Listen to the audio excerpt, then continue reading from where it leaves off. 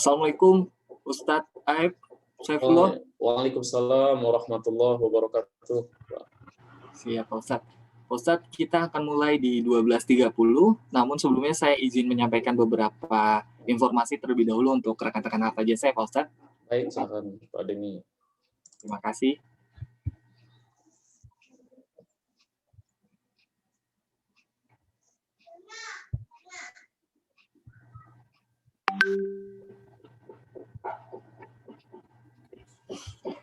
Bismillahirrahmanirrahim. Assalamualaikum warahmatullahi wabarakatuh. Rekan-rekan Harta Jasa, pada siang hari ini seperti biasa kita akan melakukan kajian spesial Ramadan bersama Rohis Harta Jasa. Dan sebelum kita memulai kajian pada siang hari ini, izinkan saya menyampaikan beberapa hal terkait informasi mengenai kegiatan Ramadan di Harta Jasa. Baik, informasi pertama yaitu mengenai Ramadan Golden Race.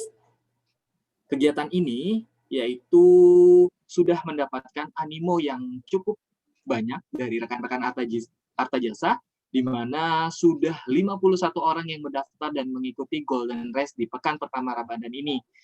Tapi jangan khawatir, teman-teman yang belum mengikuti Ramadan Golden Race dengan menjawab pertanyaan-pertanyaan yang berada di websitenya Rohis, di rohis.artajasa.co.id/quiz, teman-teman tetap bisa mengikuti Ramadan Golden Race ini. Karena nanti akumulasinya itu akan diakumulasi dari quiz-quiz yang dijawab pada pekan pertama, kedua, dan ketiga. Jadi tetap semangat dan mengikuti Golden Race ini sampai pekan ketiga. Dan untuk informasi selanjutnya, bahwa panitia Ramadan Harta Jasa juga membuka kembali nih lomba desain poster dengan kategori yaitu poster dakwah dan juga poster ucapan Selamat Idul Fitri 1442 Hijriah. Dan insya Allah pemenang akan mendapatkan logam mulia yang akan diberikan untuk 2 poster dakwah terbaik, 1 poster dakwah favorit, 2 poster ucapan Idul Fitri terbaik, 1 poster ucapan Idul Fitri terfavorit. Dan untuk kriteria pemenang adalah sebagai berikut. Yang pertama yaitu kesesuaian tema dengan gambar dan juga terkait isi atau pesan yang disampaikan. Dan untuk Bapak, Ibu, dan rekan Harta Jasa di sini yang tertarik mengikuti lomba desain poster, informasi lebih lanjut jika ada pertanyaan yaitu dapat disampaikan kepada Mas Adityo dan juga Mas Adrian. Dan kami ingin menyampaikan kembali bahwa untuk kajian spesial Ramadan 1442 Hijriah ini, untuk jadwal besok, yaitu di Selasa 20 April 2021 atau 8 Ramadan, akan hadir bersama melalui Zoom, yaitu bersama Ustadz Fatih Karim. Jadi untuk kajian besok jangan sampai ketinggalan untuk hadir kembali di kajian Rohis, kajian spesial Ramadan di Harta Jasa.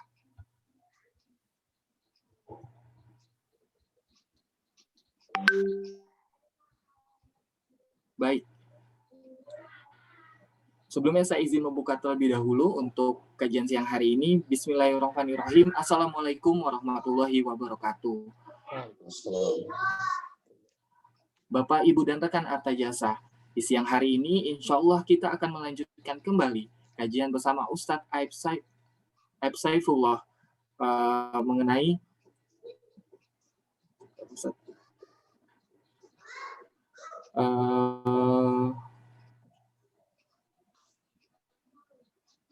mengenai sifat dan sikap Ahlus Sunnah adalah selalu pertengahan, tidak berlebihan, dan tidak meremehkan.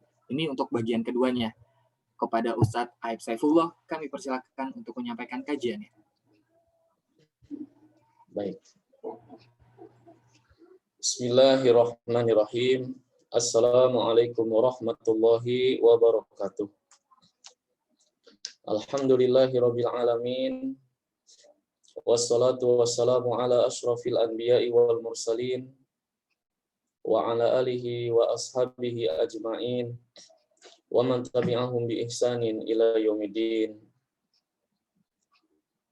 Ya ayyuhalladzina amanu taqullaha haqqa tuqatih wa la tamutunna illa wa antum muslimun, amma ba'du. kaum muslimin dan muslimah rahimanillah wa iyyakum. Terima kasih saya ucapkan kepada Bapak Ibu semua yang telah semangat kembali thalabul ilmi, tafaqquh fiddin, mendalami agama kita. Pertemuan yang lalu telah kita jelaskan tentang bahwasannya Islam merupakan agama pertengahan di antara agama-agama yang pernah ada.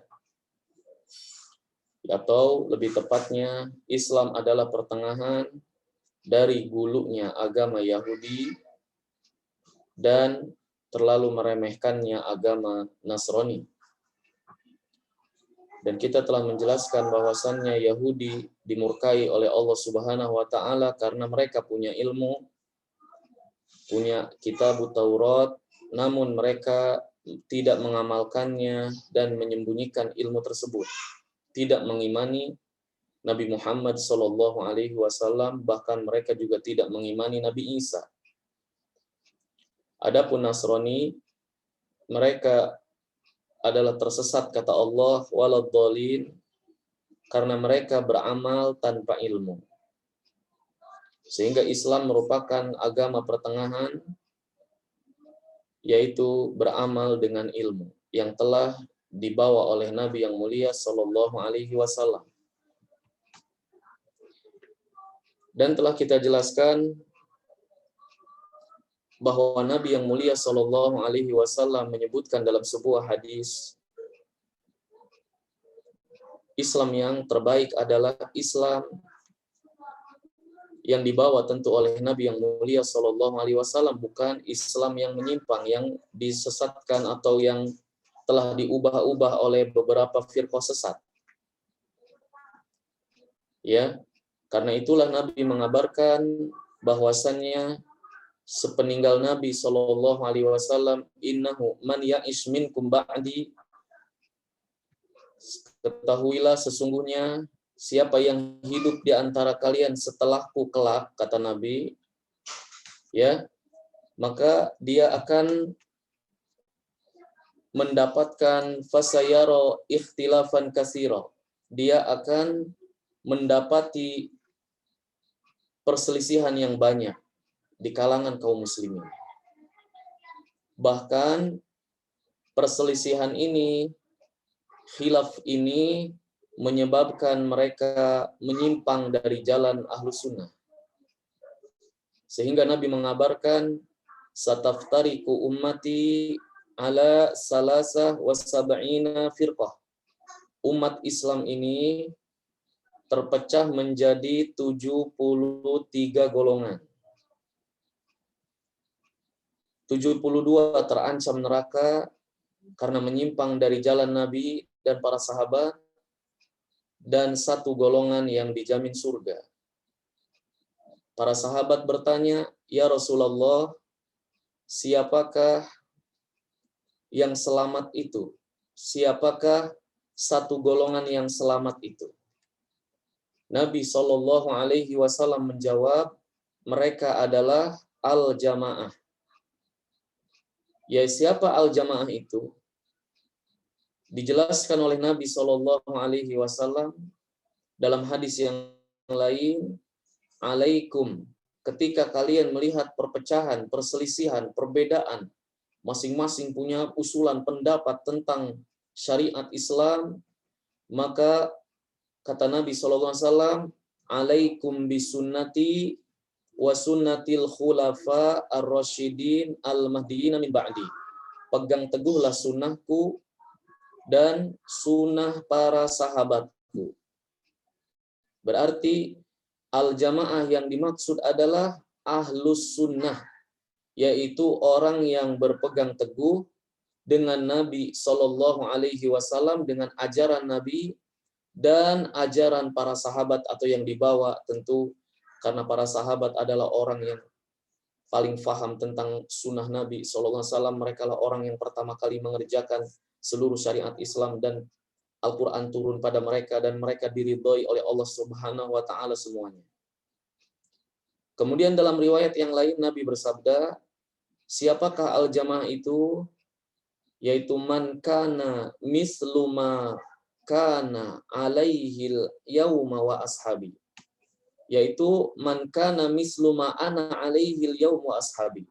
Yaitu orang-orang yang sama berpegang teguh dengan ajaran, pemahaman, keyakinan yang aku pegang dan para sahabatku pegang hari ini. Berarti Ahlus Sunnah wal Jamaah adalah orang-orang yang berpegang teguh dengan apa yang diajarkan, diyakini, diimani oleh Nabi Shallallahu Alaihi Wasallam dan para sahabat. Dari sini kita tahu penyimpangan atau perselisihan, kesesatan, menyimpang dari jalan Ahlus Sunnah sebuah keniscayaan pasti terjadi. Tugas kita adalah terus belajar kita untuk mengikuti satu golongan itu. Yang 72 golongan terancam neraka itu, kita tidak tahu siapa saja mereka. Karena Nabi tidak menyebutkannya. Tetapi Nabi menjelaskan siapa saja yang menyimpang dari jalan, keyakinan, akidah, Ahlus Sunnah yang diyakini Nabi dan para sahabat, berarti dia menyimpang masuk ke dalam 72 golongan tersebut. Dan itu terancam neraka. Dan sudah kita jelaskan di pertemuan yang lalu, Bapak Ibu kita sepakat, orang yang membunuh, orang yang berzina, orang yang mencuri, orang yang makan harta anak yatim, orang yang makan riba, orang yang berjudi, orang yang minum khamar, mereka berdosa. Kita sepakat. Dan mereka terancam neraka. Kita bukan memvonis, tapi kita mengatakan sesuai dalil. Orang yang minum khamr terancam neraka. Karena Allah mengatakan, la'anallahu fil khamri. Allah melaknat orang yang minum khamr. Yang meminumnya, yang membawanya, yang menuangkannya, yang menjualnya, yang membelinya, dan seterusnya. Dilaknat artinya dijauhkan dari rahmat, tentu dimasukkan ke dalam azab. Begitu juga orang yang memakan riba, memakan harta anak yatim adalah memakan api neraka. Jadi kita sepakat, orang yang berbuat dosa terancam neraka. Bukan kita memvonis. Bukan kita memastikan bahwa dia pasti neraka. Tidak. Tapi kita mengatakan dia terancam neraka karena perbuatan dosanya. Tetapi urusan dia ke neraka atau tidak di bawah kehendak Allah. Jika Allah ampuni, karena mungkin dia punya amal soleh lain yang lebih besar, atau memang Allah menyayanginya dan Allah merahmatinya sehingga dia bertobat, maka Allah mengampuninya dan dia tidak jadi masuk neraka. Dan dia langsung masuk surga. Jika Allah tidak mengampuninya, tentu dia akan disiksa dulu atas dosanya tersebut. Ya, baru kemudian setelah bersih, entah berapa lama disiksa di neraka, baru kemudian dia dimasukkan ke dalam surga, ya, walillahil hamd. Ini akidah Ahlus Sunnah, seperti itu. Ya, kecuali orang-orang yang berbuat syirik, menyekutukan Allah, maka Allah ini tidak akan mengampuninya kecuali dengan tobat. Kecuali dia harus tobat, ya kan?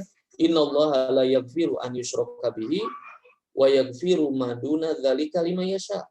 Allah tidak akan mengampuni dosa syirik, tapi Allah akan mengampuni dosa-dosa besar yang lain selain syirik. Maka begitu juga jika itu dalam hal kemaksiatan, maka orang yang menyimpang dalam agama mengatakan bahwa ini sunnah Nabi, padahal Nabi tidak pernah mengajarkannya. Mengatakan bahwa ini halal, padahal itu haram. Mengatakan ini haram, padahal itu halal. Berarti dia telah menyimpang. Berkata tentang Allah, berkata tentang ilmu, berkata tentang agama tanpa ilmu. Ya. Nah, maka dari sini Bapak Ibu yang dirahmati Allah Subhanahu wa taala.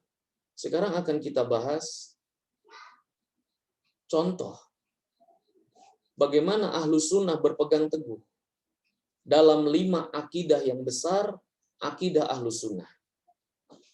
Ya. Yaitu Ahlus Sunnah pertengahan antara kelompok yang berlebihan, dan kelompok yang meremehkan.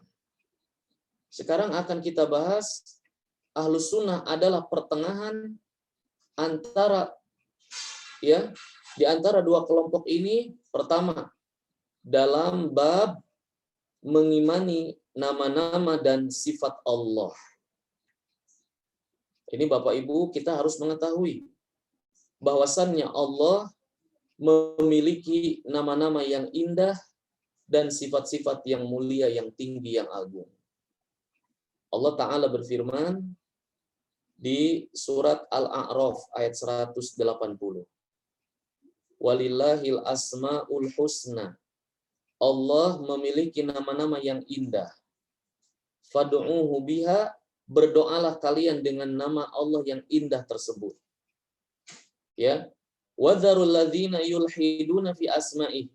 Tinggalkanlah orang-orang yang mengingkari nama-nama Allah. Tidak beriman berarti mengingkari.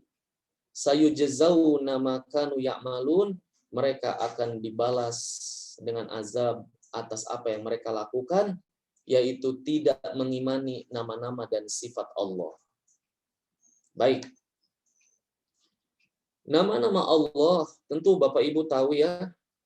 Ar-Rahman, Ar-Rahim, Al-Malik, Al-Qudus, Al-Jabbar, As-Sami, Al-Basir, ya, Al-Qudus, As-Salam, Al-Mu'min, Al-Muhaimin, Al-Azizu, Al-Jabbaru, Al-Mutakabbir, Al-Khaliqul Bari'ul Musawwir, dan banyak sekali nama-nama Allah. Tentu setiap nama Allah mengandung sifat. Jika Allah memiliki nama Ar-Rahman, berarti Allah Maha Pengasih kepada seluruh makhluknya. Tanpa terkecuali, mukmin, kafir, semua dikasih. Buktinya orang kafir hidup di muka bumi. Dikasih makan pula, dikasih sehat juga. Kemudian nama Allah Ar-Rahim, Allah Maha Penyayang, Allah hanya menyayangi orang-orang beriman. Nama Allah Ar-Razzaq, Allah yang Maha memberi rizki. Allah Maha mendengar, berarti sifat Allah, Allah memiliki pendengaran. Nama Allah Al-Basir, Allah Maha melihat, berarti Allah memiliki penglihatan. Nah, di sini ingin kita sampaikan, Bapak Ibu yang dirahmati Allah Subhanahu wa taala. Allah Subhanahu wa taala memperkenalkan dirinya kepada kita dalam Al-Qur'an tentang nama-nama dan sifat Allah. Bapak Ibu, kalau memperkenalkan diri misalkan, coba tolong kenalkan Ibu Fulanah misalkan. Tolong perkenalkan diri ya Bapak Fulan. Tentu kita akan memperkenalkan diri. Saya tinggi sekian, mata saya tidak min, atau saya memakai kacamata, saya ya buta sebelah, saya kurang baik pendengarannya, saya sakit kakinya, dan seterusnya. Itu namanya tentang sifat-sifat fisik kita. Tentang ya karakter kita dan seterusnya disebutkan. Bahwa saya temperamen, saya suka marah, dan seterusnya itu sifat-sifat kita. Itu Allah Subhanahu wa taala, kita tidak akan mengenal Allah kecuali tentu melalui Nabi Muhammad SAW. Rasulullah, utusan Allah yang memperkenalkan kepada kita syariat Islam dan mengajarkan tentu kepada kita Al-Qur'anul Karim, kalamullah. Maka di antara ya yang Allah firmankan di dalam Al-Qur'an, Allah menjelaskan tentang dirinya. Bahwa di dalam surat An-Nisa ayat 87 dan 122, surat An-Nisa, Allah berfirman, "Wa man asdaqu minallahi hadisa." Siapa yang lebih jujur ucapannya dari Allah? Siapa yang lebih jelas ucapannya dari Allah? Berarti kata para ulama, apa yang Allah firmankan di dalam Al-Qur'an pasti jelas. Tidak mungkin banyak rumus, kiasan, segala macam, tidak. Tapi Allah berbicara dengan jelas, sesuai dengan keagungannya, tidak serupa dengan makhluknya. Kemudian kaidah yang harus kita tahu, Bapak Ibu, dalam memahami sifat-sifat dan nama-nama Allah, di surat Asy-Syura ayat 11, "Laisa kamitslihi syai'un wa huwas samiul alim." Dialah Allah, tidak ada yang serupa dengan Allah satupun dari makhluknya. Dan Allah Maha mendengar, dan Allah Maha melihat. Jadi tidak ada yang serupa dengan Allah, satupun dari makhluknya, tapi Allah Maha mendengar, Allah Maha melihat. Berarti Allah memiliki pendengaran, Allah memiliki penglihatan. Kita sepakat, Allah Maha melihat, Allah Maha mendengar. Nah, pertanyaannya, kita juga pendengar, kita juga punya pendengaran, kita juga punya penglihatan. Apa sama pendengaran kita dengan pendengaran Allah? Apa sama penglihatan kita dengan penglihatan Allah? Jawabnya, laisa kamitslihi syai'un. Tentu beda. Tidak ada yang serupa dengan Allah. Sebagaimana di surat Al-Ikhlas, Bapak Ibu juga hafal, walam yakun lahu kufuwan ahad. Tidak ada yang sekufu, tidak ada yang sama dengan Allah. Maka dari sini Bapak Ibu, kenapa saya kasih prolog ini agar Bapak Ibu paham dulu. Ya, bahwa Allah Subhanahu wa taala memiliki zat. Zat Allah berbeda tentu dengan zat makhluknya. Zat Allah berbeda dengan zat makhluk. Diri Allah beda dengan diri kita. Karena Allah Maha Pencipta kita, sedangkan kita adalah makhluk diciptakan. Zat kita saja beda dengan zatnya ubur-ubur. Zat kita, diri kita beda dengan ular. Zatnya kita beda dengan laron. Padahal kita sama-sama makhluk. Tetapi dibedakan oleh Allah Subhanahu wa taala zat kita ini, diri kita, fisik kita. Ya. Apalagi Allah Subhanahu wa taala. Kita katakan Allah zatnya tentu kita tidak pernah melihatnya. Pasti maha mulia, maha agung, tidak akan serupa dengan makhluknya. Maka kita beriman Allah memiliki zat. Nah, sebagaimana Allah memiliki zat dan zatnya berbeda dengan makhluk, berarti Allah juga memperkenalkan dirinya. Allah memiliki nama-nama dan Allah memiliki sifat. Dan nama dan sifat Allah ini tentu berbeda dengan makhluk. Sekarang contoh kita antar makhluk, Bapak Ibu. Saya punya penglihatan. Ya. Kemudian coba kita lihat penglihatannya kucing. Kira-kira penglihatan kita dengan penglihatan kucing sama atau tidak? Atau dengan penglihatan burung elang? Penciuman kita sama tidak dengan penciuman anjing yang begitu tajam begitu ya? Kemudian pendengaran kita apa sama dengan pendengarannya kelelawar? Tentu berbeda, ya. Nah, maka antar makhluk berbeda-beda. Sama-sama ikan tentu beda kemampuan berenangnya, Allah bedakan. Karena perbedaan kemampuan sifat dan fisiknya. Lumba-lumba tentu akan berbeda berenangnya dengan ikan mas. Ya, padahal sama-sama ikan atau lumba-lumba bukan ikan ya, mamalia dan seterusnya. Intinya adalah Allah ciptakan perbedaan antara makhluk dengan segala kemampuannya. Maha suci Allah yang menciptakan ini semua. Dan Allah memperkenalkan kepada kita bahwa Allah tidak serupa dengan makhluknya. Sekarang kita masuk ke pembahasan inti. Sifat Allah yang wajib kita imani, Bapak Ibu. Tadi kita imani Allah memiliki pendengaran, Allah Maha mendengar, Allah Maha melihat. Kita juga mendengar, kita juga melihat, tapi pendengaran kita tentu berbeda dengan pendengaran Allah yang Maha sempurna. Pendengaran makhluk itu sangat lemah. Kita kalau mendengar gelombang tertentu bisa pecah gendang telinga, mungkin bisa meninggal juga. Ya, mendengar petikan halilintar yang besar. Dan mata kita juga punya kemampuan hanya jarak sekian kita melihat. Adapun Allah tidak ada yang tersembunyi darinya sesuatu apapun. Nah, di antara iman yang harus kita imani Bapak Ibu, Allah memiliki wajah.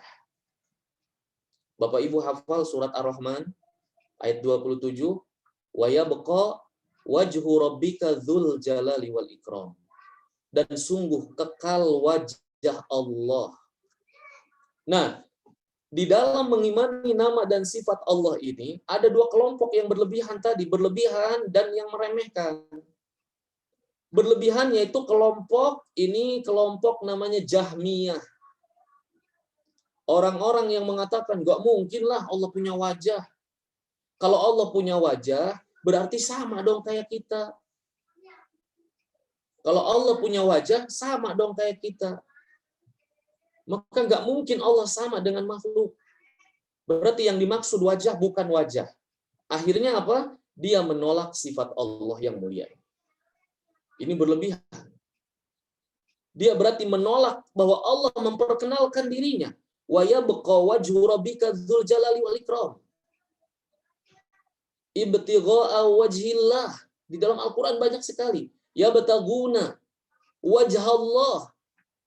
Mereka mencari wajah Allah, mencari ridho Allah, mencari wajah Allah.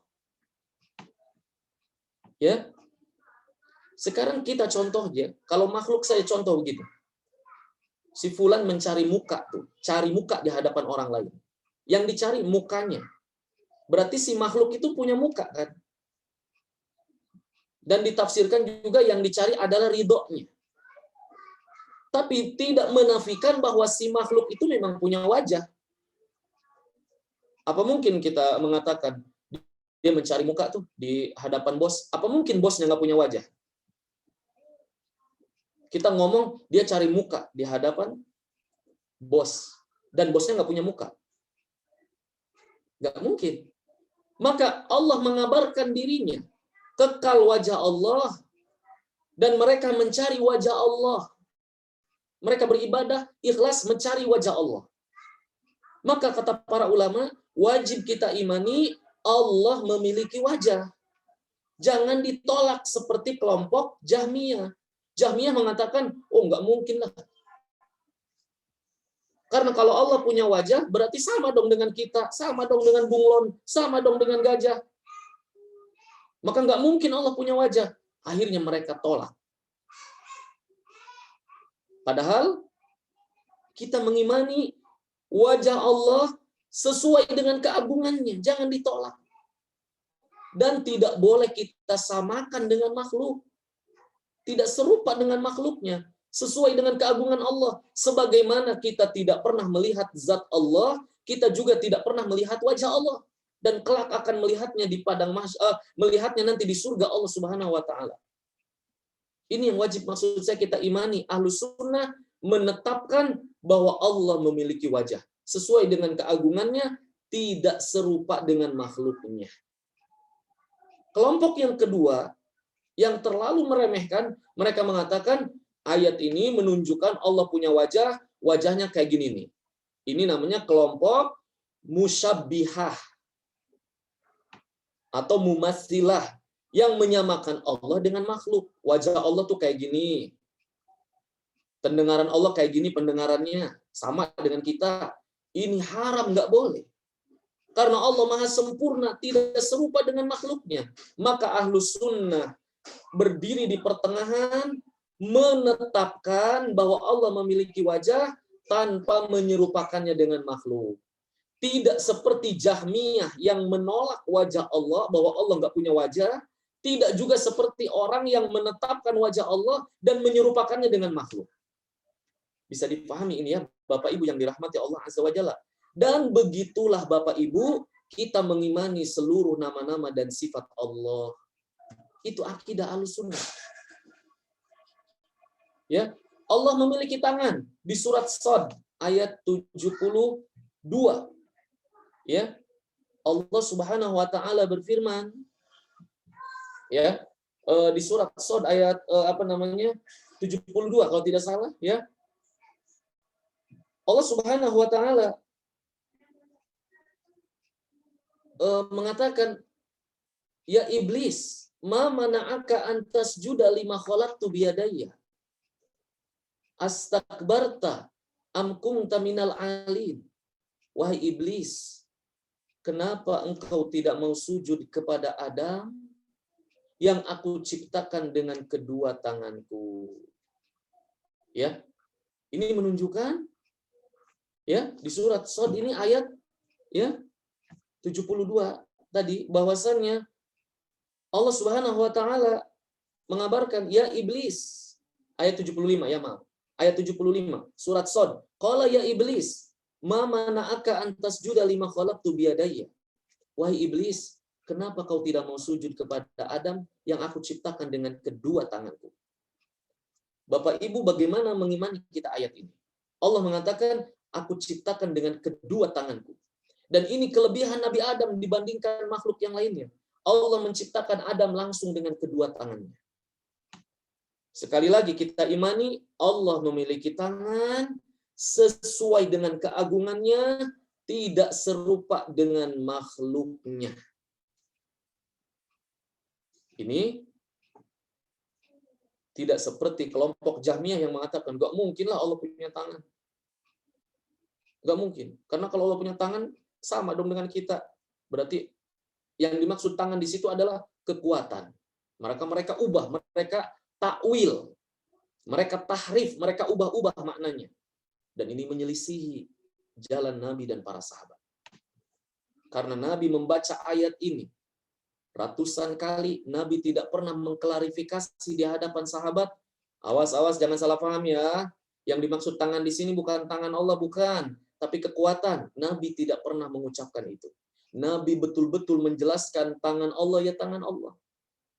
Wajah Allah ya wajah Allah. Sesuai dengan keagungannya, tidak serupa dengan makhluknya. Nah itu contoh Bapak Ibu.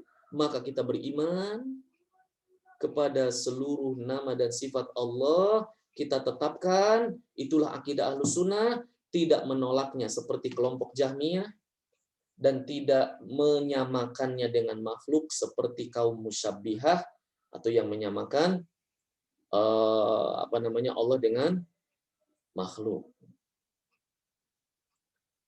Contoh lagi Bapak Ibu, di surat Qaf ayat 30. Yauma naqulu li jahannama halim talati wa taqulu hal min mazid. Pada hari kami berkata kepada neraka jahanam. Bapak Ibu kebayang enggak neraka jahanam? Jahanam itu api, neraka jahanam. Allah pada hari kami berkata kepada neraka jahanam. Allah berkata pada neraka jahanam. Jahanam bisa bicara Bapak Ibu. Halim talati, apa kau sudah penuh wahai jahanam dengan manusia, maksudnya yang disiksa? Apa kata neraka jahanam? Hal min mazid, apa masih ada tambahan ya Rob? Masih banyak kafling kosong di neraka jahanam. Maka kata Nabi SAW, Nabi mentafsirkan ayat ini, surat Qaf ayat 30, kata Nabi, senantiasa jahanam selalu merasa kosong. Banyak kafling yang penuh. Sampai Allah meletakkan kakinya ke dalam neraka jahanam, dan neraka pun penuh luber. Karena maha besar Allah. Kaki Allah tentu ya sesuai dengan keagungannya, tidak serupa dengan makhluknya. Jangan kita bayangkan seperti kaki kita, kaki gajah, dan seterusnya. Tapi kaki kita imani, sebagaimana zat Allah kita tidak pernah melihatnya. Jangan tanyakan bagaimananya, sesuai dengan keagungan Allah, maka kita imani. Kaki antar makhluk aja berbeda-beda. Ya, maka ini wajib kita imani. Allah berfirman, Rasulullah bersabda, inilah Ahlus Sunnah, pertengahan menetapkan nama-nama dan sifat Allah. Dan di antara sifat Allah yang agung, yang merupakan ijma' para ulama jelas adalah Allah bersemayam di atas arsy-Nya. Allah berada di atas langit ketujuh, bersemayam di atas arsy-Nya singgasananya. Bapak Ibu, ini sering ditolak oleh kaum muslimin. Padahal ini akidah sudah ijma', sepakat, konsensus para ulama semuanya. Tidak ada yang mengingkarinya. Semuanya beriman. Allah bersemayam di atas arsy-Nya. Mana dalilnya? Banyak sekali Bapak Ibu, bahkan sampai 1000 dalil. Dalilnya dari Al-Quran tentu banyak sekali. Ar-Rahman alal arsy istawa. Summa stawa alal arsy. A'amintum man fis sama an yakhsifa bikumul arda fa idza hiya tamur. Apa kalian merasa aman dari Allah yang ada di langit yang akan membenamkan kalian atau mengirim kalian hujan batu? Apa kalian merasa aman dengan zat yang ada di langit, yaitu Allah? Yakhafuna rabbahum min fawqihim. Mereka takut kepada Rabb mereka yang ada di atas mereka, yaitu para malaikat takut kepada Allah, Rabb mereka yang ada di atas mereka. Dan ini Bapak Ibu mengimani Al-Quran diturunkan bulan Ramadan. Yang namanya diturunkan dari mana Bapak Ibu? Diturunkan ya dari atas. Menunjukkan bahwa Al-Quran kalamullah turun dari sisi Allah, dibawa oleh malaikat Jibril. Dan Nabi SAW Isra Mi'raj, Bapak Ibu beriman, kita semua wajib beriman. Di surat Al-Isra ayat yang pertama kan, Subhanalladzi asra bi 'abdihi lailan minal masjidil haram ilal masjidil aqsa alladzi barakna haulahu linuriyahu min ayatina. Nabi diperjalankan oleh Allah dari Masjidil Haram ke Masjidil Aqsa di Palestina. Dari Palestina, Masjidil Aqsa Nabi kemana Bapak Ibu? Naik ke langit. Mi'raj, naik ke langit. Langit pertama bertemu dengan Nabi Adam. Langit kedua bertemu dengan Nabi Isa dan Nabi Yahya. Langit ketiga bertemu dengan Nabi Yusuf. Langit keempat bertemu dengan Nabi Idris. Langit kelima bertemu dengan Nabi Harun. Langit keenam bertemu dengan Nabi Musa. Langit ketujuh bertemu dengan Nabi Ibrahim. Naik lagi ke surga Aden. Kemudian Jibril mengantarkan Nabi sampai di situ. Surga Ma'wa, surga Aden. Kemudian Nabi naik lagi menuju singgasana Allah. Dan kemudian Allah mewahyukan kepadanya sholat 5 waktu. Ini dalil valid yang diimani. Bahwasannya Allah bersemayam di atas arsy-Nya. Allah bukan di jantung. Allah bukan di mana-mana.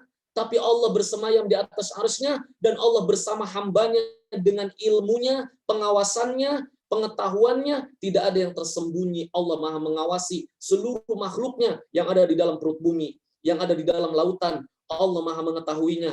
Namun Allah bersemayam di atas arsy-Nya. Dan Bapak Ibu kalau berdoa ke atas, ya Allah, ya Allah. Dan Bapak Ibu kalau ada saudara yang sakit, dan seluruh dokter angkat tangan, biasanya kaum muslimin, nenek-nenek kita, ibu bapak kita dahulu, mereka mengucapkan kalau sudah kehidupan sempit dan tidak ada lagi jalan keluar, tidak ada lagi harapan kesembuhan. Apa yang mereka katakan Bapak Ibu? Semua dokter biasanya kalau mereka sudah tidak sanggup, mereka akan mengatakan kepada keluarga, semoga bersabar ya, saya sudah melakukan segala yang terbaik. Kita serahkan aja kepada yang di atas. Kita serahkan saja kepada yang di atas. Itu refleks fitrah, ya, fitrah manusia itu mengimani Bapak Ibu bahwa Allah bersemayam di atas arsy-Nya. Maka ini nggak boleh ditolak. Maka menolaknya adalah kafir, kata para ulama. Yang mengucapkan kafir bukan saya, tetapi Abu Hanifah. Kemudian para ulama lainnya, ya, menyebutkan bahwa siapa yang mengatakan bahwa Allah bukan di atas langit, bukan di ketinggian, bukan di atas, maka dia telah kafir, kata Imam Abu Hanifah. Berkata juga, ya, Nuaim bin Hamad, gurunya Imam Al-Bukhari, ya, siapa yang mengingkari, ya, sifat-sifat Allah, maka dia telah kafir. Bahkan berkata seorang tabi'in, Walid bin Muslim, aku bertanya kepada Imam Al-Auza'i, aku bertanya kepada Sufyan Ats-Tsauri, aku bertanya kepada Malik bin Anas, aku bertanya kepada Lais bin Sa'ad. Ini semua ulama Islam, tabi'in, tabi'in. Dan mereka semua mengimani bahwasannya, ya, sifat-sifat Allah tersebut wajib diimani dan Allah bersemayam di atas arsy-Nya.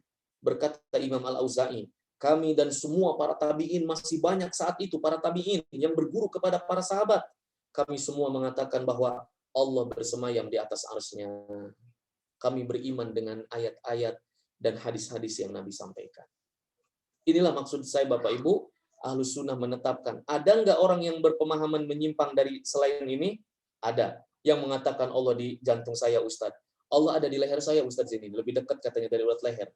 Allah yang berfirman, Allah lebih dekat dengan urat leher.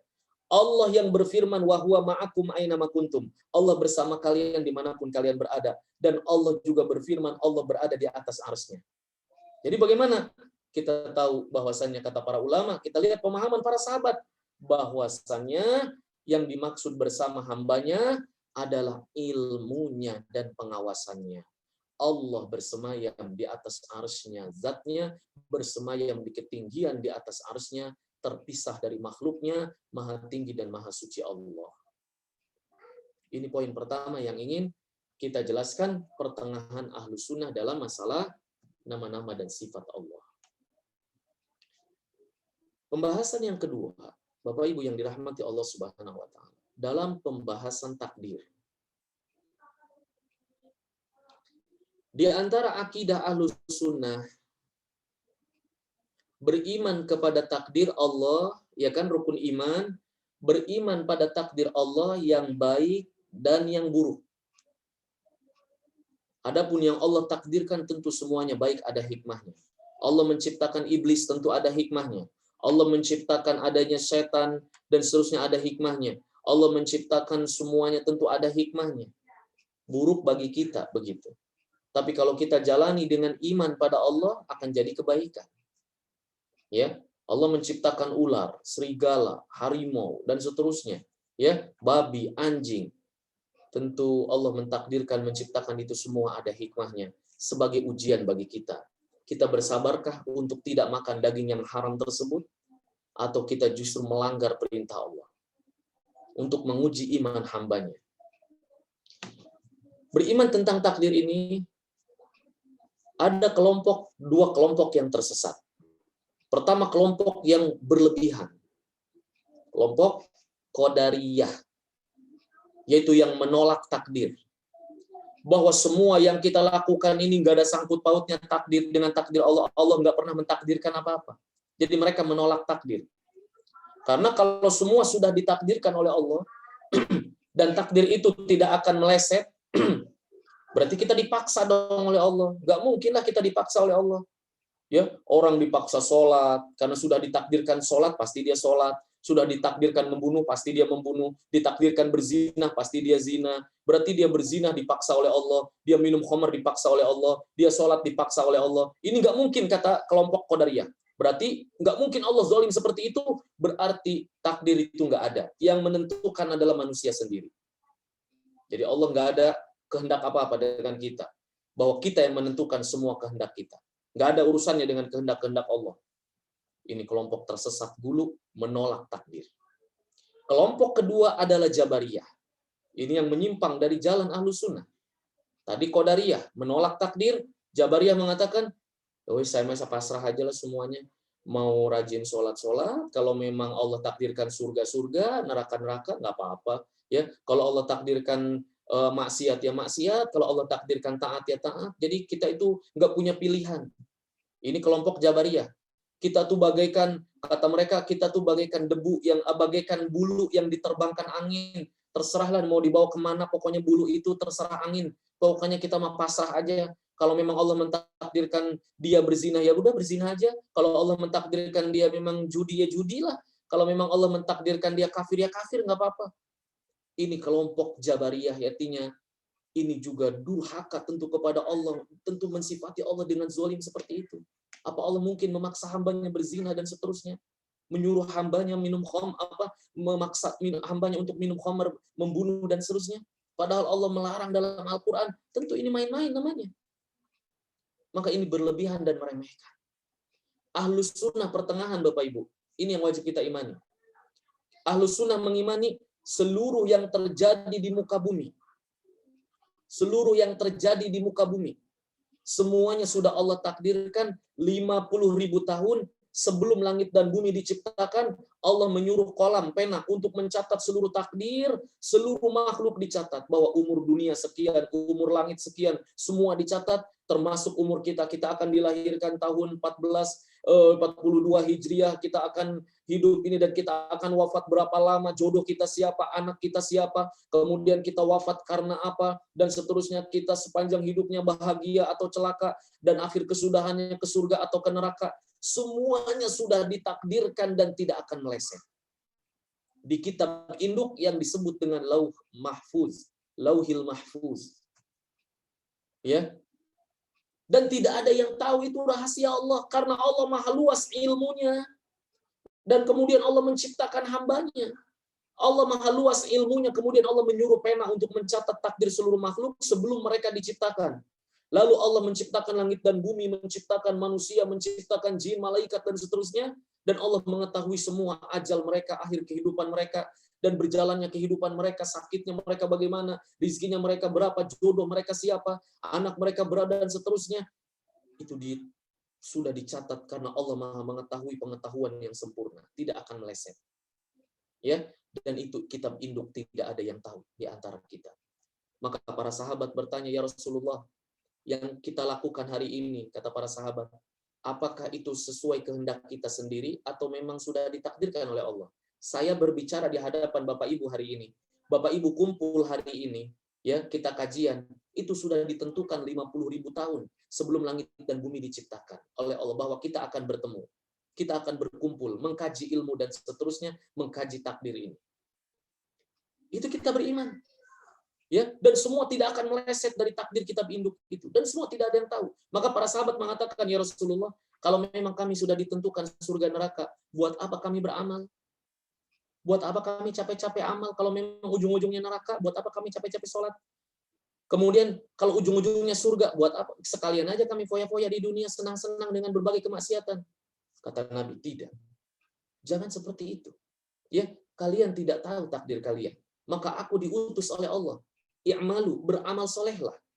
Karena Allah memberikan pada kalian akal untuk berpikir bahwa aku diutus oleh Allah menjelaskan jalan ke surga ini ya, jalan ke neraka ini ya, itu yang harus kalian tempuh. Dan Allah akan melihat. Dan Allah sudah tahu siapa di antara kalian yang akan menempuh jalan ini, jalan itu. Allah telah mentakdirkan Fir'aun pasti masuk neraka, kekal di dalamnya. Allah telah menentukan Abu Jahal dan seterusnya kan. Tapi kita tidak tahu. Ya, Abu Jahal sendiri tidak tahu nasibnya. Rasulullah sendiri tidak tahu nasibnya. Kita juga sendiri tidak tahu nasibnya. Kita surga atau neraka, tapi kita berusaha menuruti apa kata Allah. Kata Allah, sholat, baik ya Allah. Tutup aurat, baik ya Allah. Puasa Ramadan, baik ya Allah. Harapannya kita masuk surga. Dan Allah tidak akan zalim. Hambanya yang nurut, yang taat, Allah akan tahu mana hambanya yang nurut, yang taat. Allah akan masukkan ke dalam surga. Sebagaimana Bapak Ibu, ya, sebagaimana mungkin atasan di perusahaan Bapak Ibu sekarang, atasan tahu mana pegawai yang bakal calon di PHK. Dia jarang masuk, kinerjanya amburadul. Tentu bos akan tahu, atasan akan tahu bahwa si fulan nggak akan dilanjutkan lagi kontraknya. Ya, berarti dia berwenang, dia menentukan si fulan nggak akan kehilangan pekerjaan udah. Sebagaimana seorang guru di kelas, dia paham akan anak-anaknya. Anak ini pasti nggak naik kelas nih. Apa sih ibu guru, bapak guru itu zalim? Bukan karena kelakuan dia sendiri. Dan dia sudah tahu akhirnya. Ibu guru, bapak guru akhirnya sudah tahu. Karena kelakuannya begitu, jarang masuk, jarang belajar, selalu membangkang, tidak pernah ngerjain tugas. Ya ujung-ujungnya nggak bakal naik. Kan begitu. Dan itu ibu guru, bapak guru tahu. Karena mereka memahami setiap hari dengan ilmu yang terbatas pada seorang guru tersebut. Apalagi ilmu Allah yang maha luas. Berbeda dengan makhluknya maha sempurna ilmu Allah. Allah mengetahui Fir'aun bakal membangkang. Qarun bakal membangkang. Namrud bakal membangkang. Abu Jahal bakal membangkang. Sedangkan Umar bakal masuk Islam. Abbas bakal masuk Islam. Hamzah, paman Nabi akan masuk Islam. Dan seterusnya. Allah juga tahu di antara kita Bapak Ibu mana yang memang taat, mana yang mau taat kepada Allah. Itulah ahlus sunnah. Jadi kita punya kehendak. Kita juga diberikan kehendak untuk memilih jalan. Wahadainahu najdain. Allah tidak pernah menyuruh kita maksiat. Allah tidak pernah menyuruh kita kesyirikan. Allah tidak pernah menyuruh kita untuk minum khamar, membunuh, mencuri, berzina, makan riba. Justru Allah melarangnya. Kemudian orang-orang memilihnya, itu kehendak dia, pilihan dia. Dan Allah sudah tahu bahwa dia akan memilih itu. Karena kesempurnaan ilmu Allah. Contoh begini Bapak Ibu. Jika hari ini Bapak Ibu dihadapkan gelas dan racun, air minum, air mineral dengan racun yang mematikan. Bapak Ibu tahu nggak takdir Bapak Ibu mau milih yang mana? Itu pertanyaannya. Bapak Ibu tahu tidak bahwa Bapak Ibu akan milih yang mana? Takdirnya tertulis di Lauhil Mahfuz, Bapak Ibu akan milih yang mana? Sekarang nih, kalau kita bawakan sekarang semua yang hadir di sini, coba megang racun dan megang air mineral. Kira-kira Bapak Ibu akan milih yang mana? Ini nggak usah berbicara takdir. Padahal sudah ditentukan oleh Allah. Kita akan pilih mana? Tentu kita menggunakan akal kita. Kita akan menggunakan akal sehat kita. Kalau minum racun, udah, melayang nyawa. Mati binasa. Pasti dengan akal sehat, dengan akal pikiran yang jernih, dengan akal pikiran yang sehat, logika dan seterusnya, kehendak yang Allah berikan, pasti kita akan memilih air mineral atau susu. Tidak mungkin orang waras memilih racun. Berarti menunjukkan kita punya kehendak. Tetapi kehendak kita semua di bawah kehendak Allah. Contoh Bapak Ibu mau safar, mobil sudah Bapak Ibu siapkan, cek ban, cek angin, cek mesin, semuanya. Semua perlengkapan sudah siap. Bapak Ibu membawa mobil dengan kecepatan normal hanya 60 km per jam. Itu pun sudah pelan-pelan, memakai seatbelt, ya kan seatbelt, kemudian sudah airbag, sudah semuanya. Tetapi kalau Allah berkehendak kita meninggal di tengah jalan tabrakan, kita punya kehendak, Allah punya kehendak, dan kehendak kita di bawah kehendak Allah. Apa yang Allah kehendaki terjadi pasti terjadi, dan apa yang Allah tidak kehendaki pasti tidak akan terjadi. Ya, artinya apa? Semua di bawah kehendak Allah. Seandainya seluruh makhluk bersepakat ingin mencelakakan kita, tidak akan mungkin terjadi kecuali dengan kehendak Allah. Tidak mungkin mereka bisa mencelakakan kita kecuali dengan kehendak Allah. Dan seandainya semua orang ingin memberikan manfaat pada kita, tidak mungkin kita mendapatkan manfaat itu kecuali sesuai takdir yang Allah kehendaki. Inilah akidah Ahlus Sunnah. Kita diberikan pilihan, diberikan akal, kehendak, ikhtiar, berusaha mencari yang terbaik. Perintah Allah, jauhi larangannya, dan kita kembalikan meminta kebaikan takdir kepada Allah Subhanahu wa taala. Berbeda dengan kelompok Qadariyah tadi. Kelompok Qadariyah nggak ada takdir-takdiran, kita semua yang menentukan. Allah nggak ngatur apa-apa. Jelas ini durhaka, kafir. Ya, kufur kepada Allah, ingkar. Kemudian kelompok Jabariyah juga menuduh Allah zalim, bahwa yang berzina itu PSK sebenarnya itu sedang memang disuruh oleh Allah. Sejak kapan Allah nyuruh berzina, membunuh, mencuri? Justru Allah melarang. Wala taqrabu zina, dan seterusnya. Ya, maka itu pilihan dia sendiri, pengen enak-enakan terus kemudian nyalahin Allah. Tadi giliran suruh minum racun, dia nggak mau minum racun. Ya, jadi giliran enak-enakan dia pengennya, giliran maksiat dia katakan ini semua memang udah takdir Allah. Saya begini memang sering hobi mencuri, hobi membegal, memang saya udah takdir Allah begini. Itu hawa nafsu dia. Giliran dihadapkan coba minum racun, dia mau pilih mana tuh? Dia baru akan gunakan akalnya. Dia tahu akan mati, maka dia akan memilih yang lainnya. Ya. Nah, baik Bapak Ibu yang dirahmati Allah Subhanahu wa taala, masih ada 3 bab sebenarnya, cuma pembahasan ini cukup panjang ya. Khawatir juga waktu yang tidak memungkinkan, paling tidak 2 bab ini mewakili ya yang bisa kita pelajari. Ini menunjukkan betapa pentingnya kita mempelajari akidah Ahlus Sunnah agar kita tidak menyimpang dari dari jalan satu kelompok yang tadi dikabarkan oleh Nabi Ahlus Sunnah wal Jamaah, agar kita tidak termasuk jalan yang menyimpang, jalan yang 73 72 golongan ya. Baik. Jadi pembahasan yang 3 ini yang belum kita bahas adalah pembahasan yang ketiga, yaitu tentang kapan seseorang itu dikatakan mukmin dan kapan dikatakan kafir. Jadi ini ada orang sembarangan mengkafirkan, ya, mengkafirkan orang Muslim sembarangan, dikafir-kafirkan. Jadi akhirnya karena dikafir-kafirkan akhirnya dibom, kan begitu. Ini jelas kelompok Khawarij, ya kan? Dan ada orang yang memang pokoknya namanya kalau sudah syahadat, nah udahlah mukmin juga, ujung-ujungnya kan surga. Kata siapa? Kalau dia mukmin, kalau dia bersyahadat, tapi dia ternyata melakukan kesyirikan, ya bisa batal Islamnya. Ini ada orang yang meremehkan dan berlebihan. Ada yang mudah mengkafirkan dan ada yang menganggap remeh bahwa pokoknya kalau sudah syahadat akan masuk Islam. Ini dalam bab tentang nama mukmin atau kafir. Ini ada 2 kelompok yang berseberangan, sedangkan Ahlus Sunnah pertengahan, yaitu tidak memvonis seseorang dengan surga, tidak memvonis seseorang neraka, tidak memvonis seseorang dengan kafir, ya, sebagaimana tidak merasa aman seorang mukmin dari kekufuran, dari kekafiran dan seterusnya. Artinya pertengahan, ya, bahwasanya tidak mudah mengkafirkan begitu.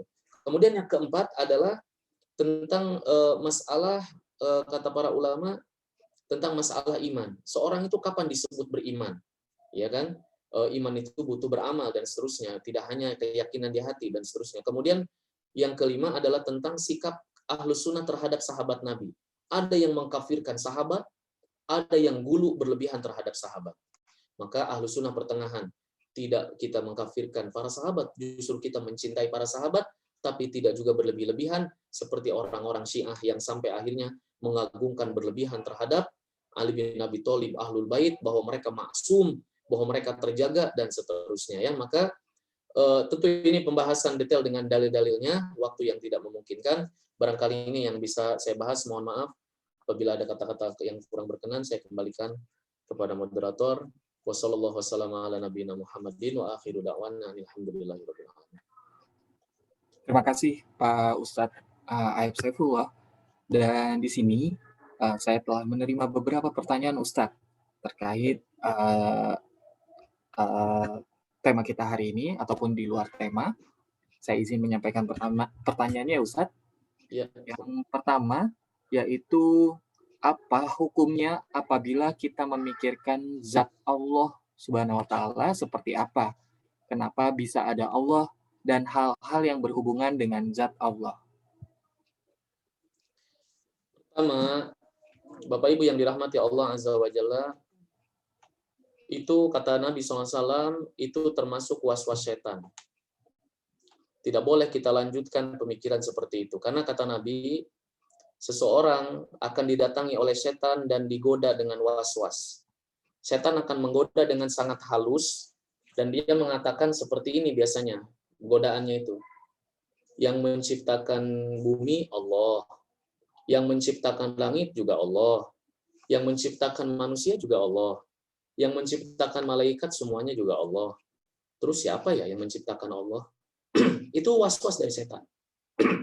Solusinya apa? Sama. Kita berpikir tentang Allah. Allah itu kayak gimana sih sebenarnya? Lurus, lonjong, bulat. Ini nggak boleh. Allah Maha Agung, Maha Besar. Tidak serupa dengan makhluknya. Ya, dan akal kita tidak akan bisa mencapainya. Sebagaimana kita juga tidak bisa mencapai surga. Surga itu kayak gimana? Neraka kayak apa? Langit itu seperti apa dalamnya?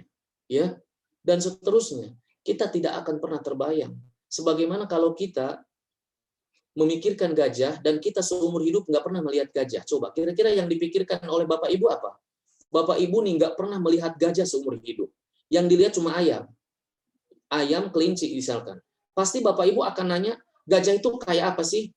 Kepalanya kayak ayam ya? Kayak ayam nggak? Oh, iya kayak ayam, tapi lebih gede. Kayak gimana sih? Nggak akan nyampe pikirannya. Itu baru makhluk. Itu baru makhluk ya yang kita nggak pernah melihatnya misalkan sama sekali. Kan ada sebagian orang yang memang misalkan belum pernah melihat binatang tertentu. Dia akan membayangkan dan menyamakannya dengan benda-benda binatang-binatang yang pernah dia lihat.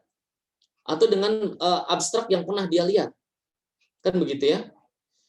Nah, maka apalagi Allah yang kita jelas tidak pernah melihatnya, zatnya berbeda dengan makhluknya, dan seterusnya, maka ini jangan dilanjutkan. Kata Nabi solusinya, ucapkan, amantu billah, saya beriman pada Allah, kemudian berlindung kepada Allah. Saya beriman pada Allah, Allah Rabb saya. Udah, katakan.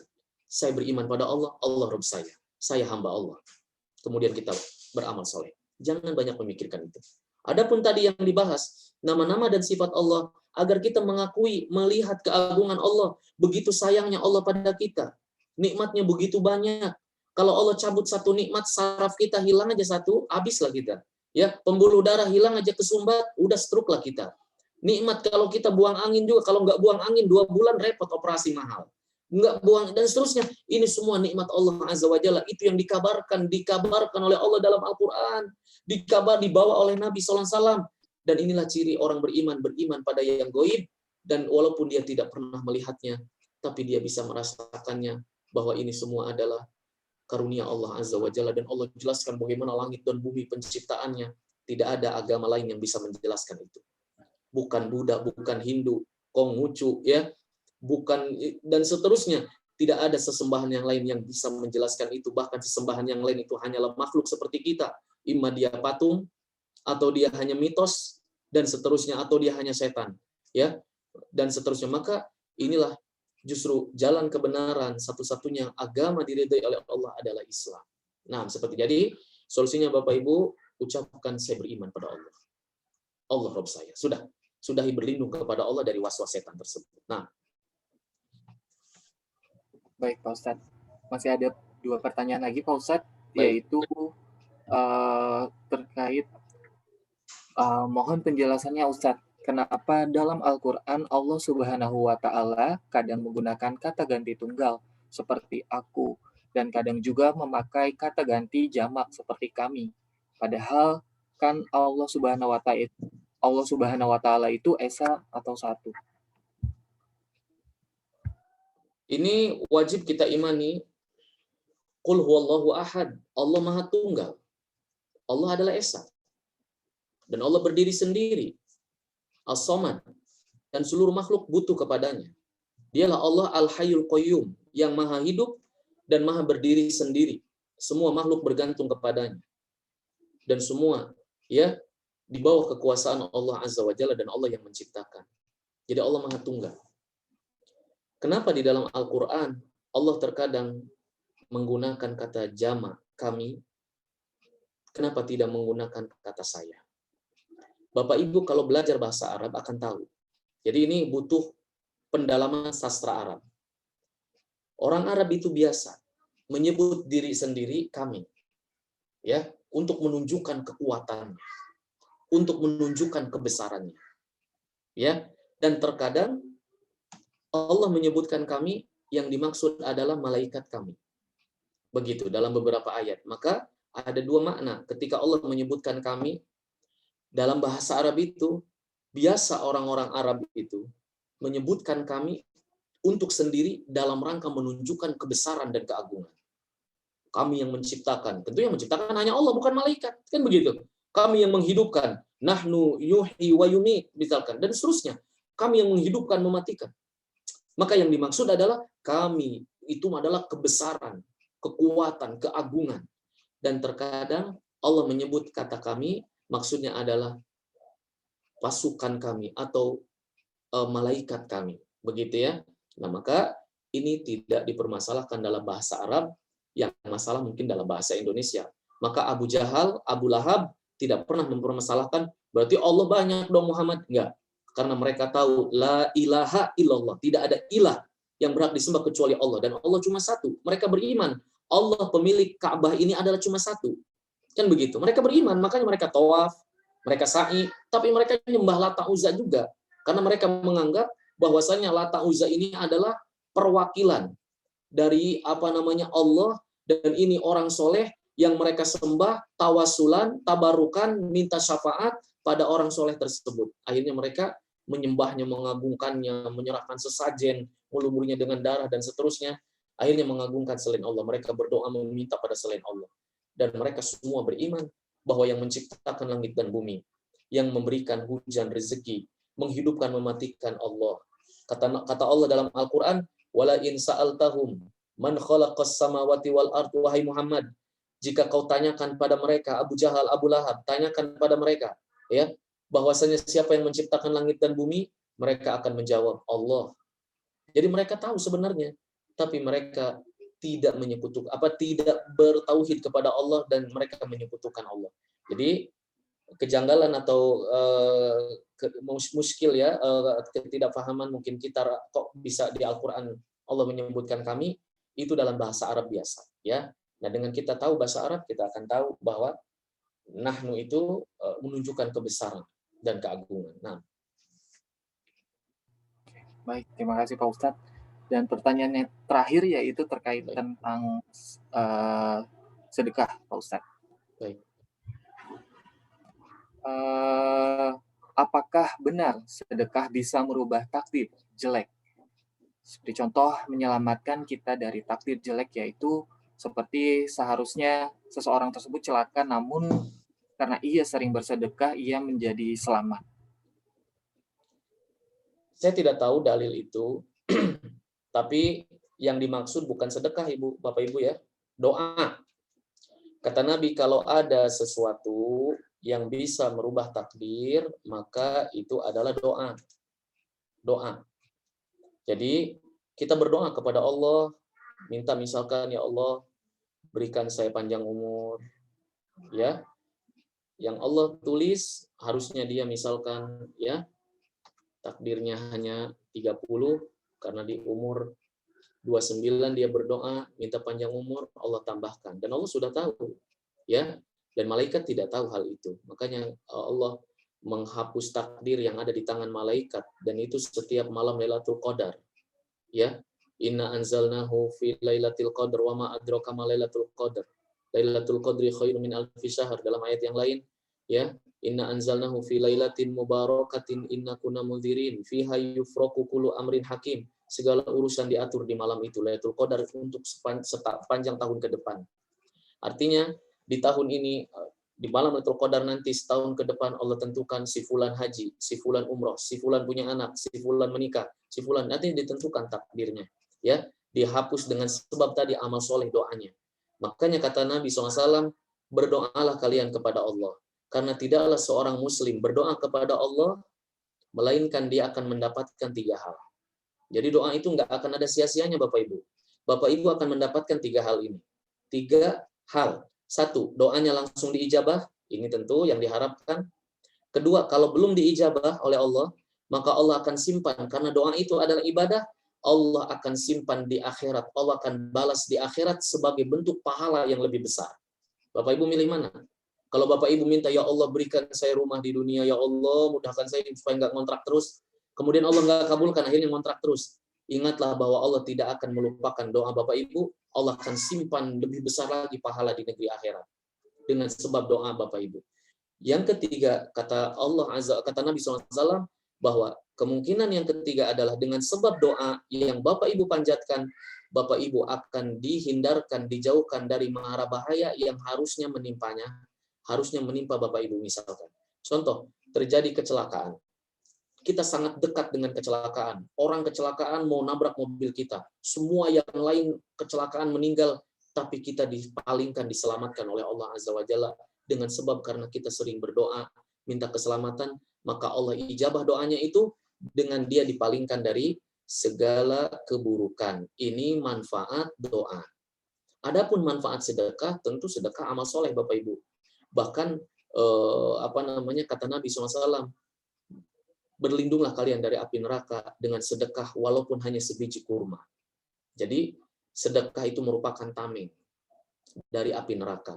Kemudian sedekah juga dapat membantu kesembuhan orang yang sakit. Jadi kalau keluarga Bapak Ibu ada yang sakit, bantu dengan sedekah. Maksudnya kita sedekah atas nama orang tua kita yang mau dioperasi, misalkan orang tua kita yang punya penyakit tertentu, maka kita sedekah atas nama orang tua kita, sedekah ke fakir miskin. Kata Nabi SAW, washfi mardokum bis-sodaqah, bantu kesembuhan orang yang sakit di antara kalian dengan kalian bersedekah atas namanya. Artinya, kalau anak kita sakit, kita bersedekah ya agar Allah memberikan kesembuhan, kita sedekah ke fakir miskin. Semoga dengan sedekah itu Allah mengangkat penyakit dari keluarga kita tersebut. Ya, ini manfaat sedekah. Dan di antara juga yang bisa merubah takdir kita adalah silaturahim. Kata Nabi SAW, siapa yang ingin diluaskan rizkinya, dipanjangkan umurnya, hendaknya dia menyambung silaturahim. Kok bisa dipanjangkan umurnya? Iya, dipanjangkan umur itu bisa dengan 2 bentuk. Bisa benar-benar dipanjangkan umurnya, atau dia diberikan taufik beramal soleh, dan amal solehnya dilipat gandakan di musim-musim tertentu, khususnya di bulan Ramadan. Artinya dia beramal melakukan akselerasi luar biasa. Dia beramal sedikit tapi dilipat gandakan. Seperti siapa yang puasa Muharram, maka diampuni dosanya yang telah lalu. Siapa yang puasa Arafah, diampuni dosanya yang telah lalu dan yang akan datang. Begitu ya. Siapa yang mendapatkan malam Lailatul Qadar, maka dia seperti beribadah lebih baik daripada 1000 bulan atau 83 tahun. Bayangkan kalau kita mendapatkan itu Bapak Ibu, dan ini taufik dari Allah, itu maksud diberikan panjang umur atau beneran diberikan panjang umur dan diluaskan rizkinya. Padahal rizki sudah ditentukan, tapi bisa diluaskan lagi oleh Allah dengan kita menyambung silaturahim kepada orang tua kita, kerabat kita. Jangan memutus silaturahim. Ya baik, Bapak Ibu yang dirahmati Allah Subhanahu wa taala, barangkali ini yang bisa kita bahas pada kesempatan kali ini. Mudah-mudahan menjadi ilmu yang bermanfaat dan kita bisa meyakini, mengamalkan, mendakwahkan ya dengan ikhlas kepada kaum muslimin tentu di hadapan Allah Subhanahu wa taala. Dan semoga Allah mengampuni dosa-dosa kita semua dan Allah memberikan ilmu yang bermanfaat kepada kita dan kaum muslimin semuanya. Wassallallahu wasallam ala nabiyina Muhammadin wa akhiru da'wana alhamdulillahirabbil alamin. Jazakumullahu khairan. Saya kembalikan kepada Pak Dini. Terima kasih Pak Ustadz Aib Saifullah atas kajian yang telah disampaikan pada siang hari ini. Semoga kajian siang hari ini senantiasa memberikan kita manfaat. Dan tadi pertanyaan-pertanyaan yang sudah dijawab, semoga mendapat jawabannya dapat membantu Bapak Ibu semuanya. Dan saya Dini undur diri untuk kajian siang hari ini. Dan jangan lupa untuk besok tetap ikuti kajian Ramadan di Arta Jasa, kajian secara online, dan ajak keluarga dan juga teman-teman Arta Jasa yang lainnya. Saya cukupkan sampai di sini. Kita tutup dengan kajian siang hari ini dengan doa penutup majelis. Subhanallahumma wa bihamdika, asyhadu an la ilaha illa anta, astaghfiruka wa atubu ilaik. Wassalamualaikum warahmatullahi wabarakatuh.